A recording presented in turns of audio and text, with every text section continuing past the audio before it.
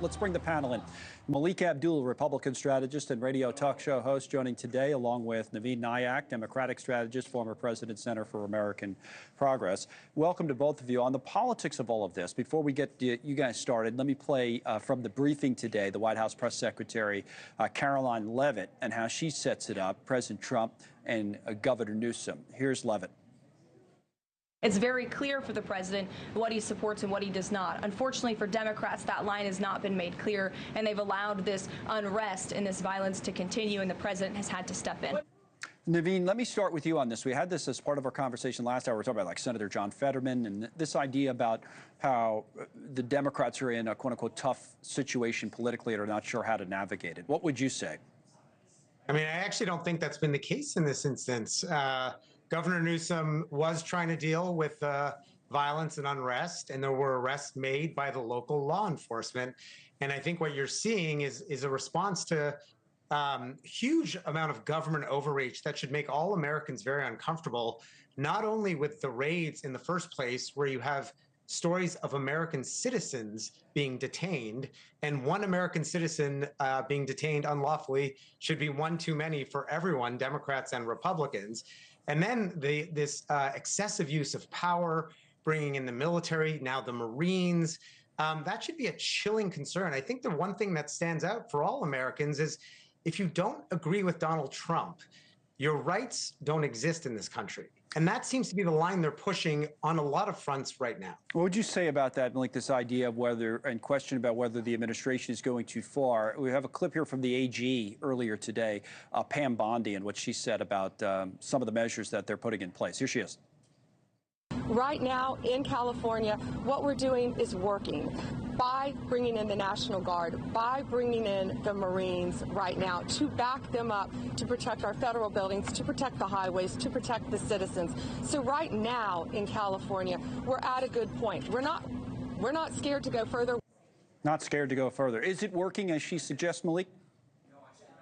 Right now, it seems to, and maybe it's the threat of that is actually keeping it down just a bit. At this point, we haven't had any evidence that FBI agents or even the National Guard, for sure, at this point, are even involved in any of the skirmishes. Obviously, the Marines. What you heard from Bundy, and I believe what you heard from the administration, is that they're trying to take a lot of preventative measures. And I think a lot of that has to, and in fact, I'm sure a lot of that has to do with what happened during 2020, when many cities around the country allowed protesters space that eventually turned into riots. So I think that they're trying to prevent another 2020 this time. But it may be an overcorrection for some, but I think as the polls have shown, the American people, they are supportive of what Donald Trump is doing on the issue of deportations. Usually they are. There's an interesting poll out today. It's funny you bring that up. I have it on the tablet. I'm going to pop it up from Quinnipiac on immigration. That's not as positive as it usually is for Trump. Just on the broader issue, 54% in this particular poll disapprove.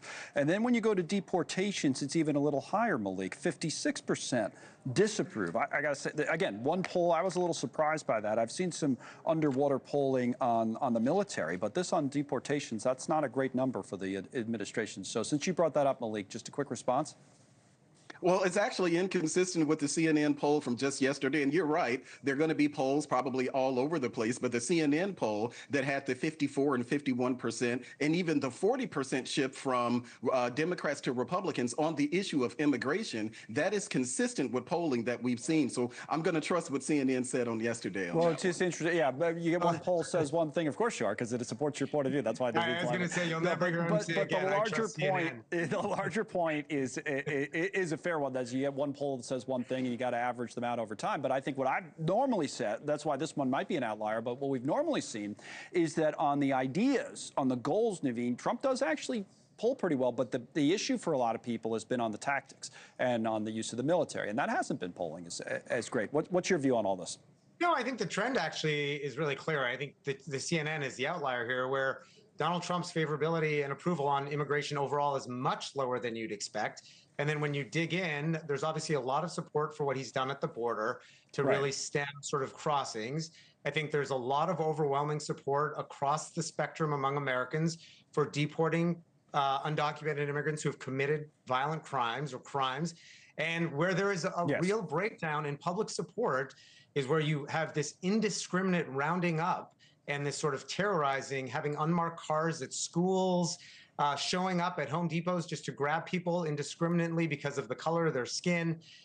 There's a real chilling effect that is happening. And I think you're seeing Americans actually start to go, wait a second, this is not either constitutional or what Donald Trump promised to actually do. Well, I say there are more questions. Even if those people are here illegally, it's not as accepted by people as going after criminals. I would say that we've definitely seen in the polls. Can I talk about the Democrats for a moment, but in particular, and I'll start with you, Naveen, Gavin Newsom. So I'm sure you watched his speech last night. It was kind of like a presidential address type of thing, right? The way that it was staged and all of that. And that brings up 2028. So there's a lot of people are talking about, there's a Wall Street Journal headline, Newsom leads into LA unrest to position himself as leader of the opposition. A lot of people are talking about this being sort of the unofficial start.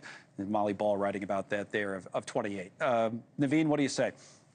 I mean, I think our attention span and the news cycle is so short that it's so hard to project from what are we, June 2024, up 3-4 years. I think the reality is Donald Trump is going to keep picking fights and identifying opportunities to advance his, worldview. And I think this is a moment where you do see a lot of Americans and Democrats in particular heartened by the response and the fight that Governor Newsom has brought, that he is standing up on behalf of Californians and on these core set of American values. And I think this is a way for Democrats to get back on their front feet on a lot of these issues. I think it's June 2025, not 20, but either way. Sorry.